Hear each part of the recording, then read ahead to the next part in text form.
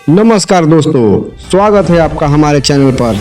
वक्त है 25 फटाफट खबरों का, जहां हम आपको देंगे देश दुनिया की 25 बड़ी अपडेट्स, वो भी बहुत कम समय में। चलिए फिर शुरू करते हैं।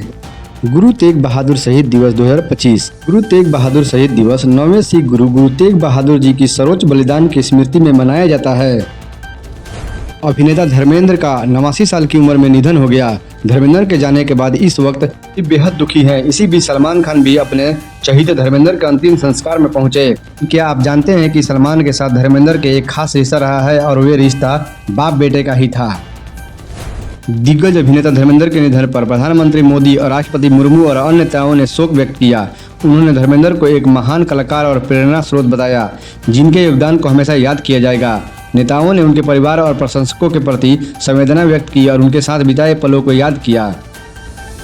भारतीय नौसेना में एक स्वदेशी जंगी जहाज INS माहे शामिल किया गया है। यह माहे क्लास का पहला जहाज है जिसे कोचिन शिपयार्ड लिमिटेड ने बनाया है। जनरल उपेंद्र द्विवेदी ने इसे आत्मनिर्भर भारत की शक्ति बताया। यह जहाज दुश्मन की पनडुब्बियों को ढूंढ कर नष्ट करने, तटीय गश्त करने और समुद्री मार्गों को सुरक्षित करने में सक्षम है। इसकी गति लगभग 46 किलोमीटर प्रति घंटा है। दिल्ली सहारनपुर रेल मार्ग पर रेल मंत्री ने दी नई ट्रेनों को हरी झंडी दिखाई है। इन ट्रेनों के शुरू होने से दिल्ली और सहारनपुर के बीच यात्रा करने वाले यात्रियों को सुविधा होगी। इससे यात्रियों की समय की बचत होगी और आरामदायक यात्रा का अनुभव मिलेगा। यह कदम दिल्ली सहारनपुर रूट पर कनेक्टिविटी को बेहतर बनाने में सहायक होगा। मुंबई ट्रैफिक जाम समस्या को हल करने के लिए महाराष्ट्र सरकार ने अगले 7 सालों में अंडरग्राउंड टनल बनाने की योजना बनाई है। मुख्यमंत्री देवेंद्र फडणवीस ने घोषणा की है कि ये टनल बांद्रा सी लिंक, बीकेसी और एयरपोर्ट जैसे प्रमुख स्थानों को जोड़ेगी। मुंबई 2032 तक जाम से मुक्ति मिलने की उम्मीद है। दिल्ली में एक छात्र के आत्महत्या मामले में पुलिस ने 3 और शिक्षकों को के लिए बुलाया है। इस घटना के बाद स्कूल के बाहर अभिभावकों का विरोध जारी है। स्कूल प्रशासन से जवाबदेही की मांग कर रहे हैं और न्याय की गुहार लगा रहे हैं। पुलिस मामले की गहनता से जांच कर रही है। मुख्यमंत्री के आदेश के बाद राजधानी में अवैध तरह के रह रहे विदेशी नागरिकों की तलाश में पुलिस आयुक्त ने स्थानीय खुफिया एजेंसी को लगाया है। इसके साथ ही SIR की मदद भी ली जा रही है। उनमें मिलने वाले संदिग्धों से पूछताछ कर रही है। उधर वरीगंज पुलिस की गिरफ्त में आए बांग्लादेशी टप्पेबाज का नेटवर्क भी तेजी से खंगाला जा रहा है। हिमाचल प्रदेश में प्राकृतिक आपदाओं से जल शक्ति विभाग को भारी नुकसान हुआ है। विभाग ने विश्व बैंक से 650 करोड़ रुपए की मदद मांगी है ताकि परियोजनाओं को फिर से शुरू किया जा सके। उप मुख्यमंत्री मुकेश अग्निहोत्री ने केंद्रीय जल शक्ति मंत्री से अतिरिक्त अनुदान की मांग की है। विश्व बैंक की सहायता ऋण के रूप में मिलने की संभावना है और विभाग ने प्रस्ताव के सभी प्राथमिकताओं को स्पष्ट किया है।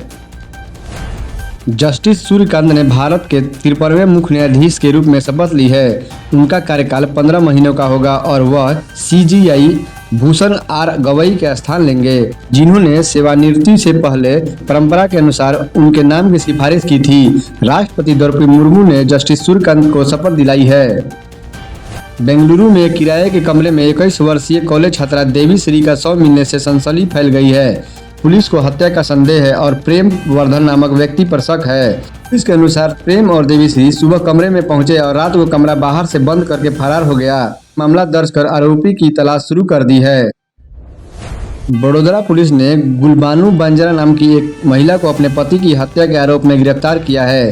उन्होंने पहले पति की मौत को हार्ट अटैक बताया था, लेकिन जांच में पता चला है कि उसने अपने प्रेमी और एक अन्य व्यक्ति के साथ मिलकर हत्या की थी। गुलबानू ने अपने पति को खाने में नशीला पदार्थ मिलाकर बेहोश किया और फिर गला घोंट दिया।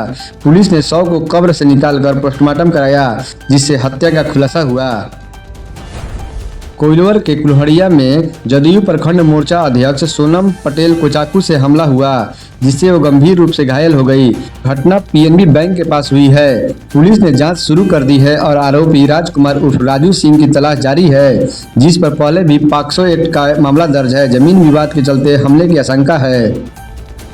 भोजपुर शहर को जाम से मुक्ति दिलाने के लिए जिला प्रशासन 25 नवंबर से अतिक्रमण हटाओ अभियान शुरू करेगा। पर बने अवैध निर्माण को बुलडोजर से ध्वस्त किया जाएगा। इस अभियान का उद्देश्य शहर को जाम से निजात दिलाना और लोगों को सुगम यातायात प्रदान करना है। बिहार विधानसभा चुनाव में सियासी मुद्दा रहा स्पेशल इंटीग्रेशन डिवीजन अब पश्चिम बंगाल में भी गरमाया है। चुनाव आयोग ने अवैध शरणार्थियों और आगामी चुनाव के मद्देनजर 11 राज्यों में एसआईआर प्रक्रिया शुरू कर दी है। राहुल गांधी ने इसे साजिश बताते हुए बीएलओ की मौत पर चिंता जताई है। पश्चिम बंगाल में तृणमूल कांग्रेस ने भी बैठक बुलाई है।